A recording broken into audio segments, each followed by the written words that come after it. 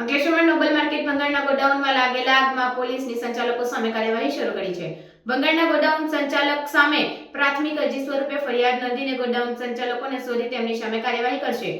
Police દ્વારા તમામ agency પાસેથી સંયોગિત પુરાવા મેળવી તપાસ આરંભી હતી. અંકલેશ્વરમાં ભડકોદરા ગામની હદમાં સપ્તાહ પૂર્વે રીગલ એપાર્ટમેન્ટ પાસે આવેલ નોબલ માર્કેટમાં ભીષણ આગ લાગી હતી. જટજટા 8 જેટલા ગોડાઉન ચપેટમાં આવ્યા હતા અને 3 દિવસ સુધી આગે ફાયર બ્રિગેડને દોડાવ્યા હતા.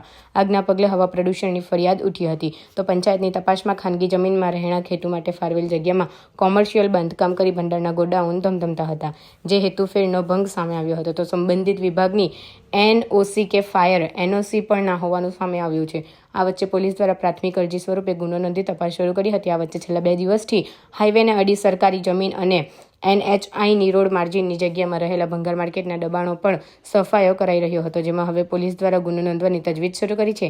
આ અંગે વિભાગીય પોલીસ વડા ડોક્ટર કુશલ ઓઝાએ જણાવ્યું હતું કે નોબલ માર્કેટ આગ પ્રકરણમાં પોલીસે પ્રાથમિક જાણવા જોગ સ્વરૂપે ગુનો નોંધી તપાસ શરૂ કરી છે. વિવિધ ટીમ દ્વારા કરવામાં આવેલ તપાસ અને તેમના સહયોગથી 8 ભંગારના ગોડાઉન સંચાલકો સામે તપાસ છે. પોલીસ દ્વારા આગ કયા કારણોસર લાગી, આનામાં કોણ કોણ જવાબદાર છે તે અંગે તપાસ ચાલુ છે. જો આમાં કંઈ પણ ગુનાહિત મળી આવશે તો તપાસ પૂર્ણ થતાં જ તેમની સામે કાયદેસરની કાર્યવાહી કરવામાં આવશે.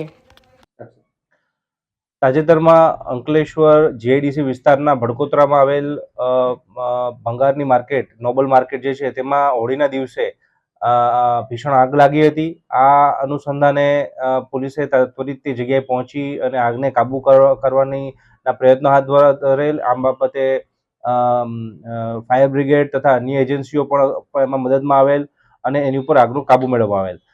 ત્યારબાદ પોલીસે આ પ્રકારની ઘટનાઓને કાબૂમાં લેવા માટે તથા ફાયરની સેફટી રહે તેના માટે આ ઘટના અનુસંધાને જાણવાજોગ દાખલ કરી છે અને આ જાણવાજોગની તપાસ અત્યારે પોલીસ દ્વારા હાથમાં ધરવામાં આવી છે અને આના કયા કયા કારણોથી આવી આગ લાગી હતી અને આના માટે કોણ કોણ જવાબદાર હતું અને ભવિષ્યના આવી પ્રકારની આગને કેવી રીતે કાબૂમાં રાખી શકાય તે બાબતે આ તપાસના અંતે પોલીસ દ્વારા કાર્યવાહી કરવામાં આવશે તથા જાણવાજોગની તપાસ દરમિયાન જો કંઈ પણ ગુનાહિત મળી આવશે તો એ બાબતે પણ કાયદેસરની કાર્યવાહી કરવામાં આવશે.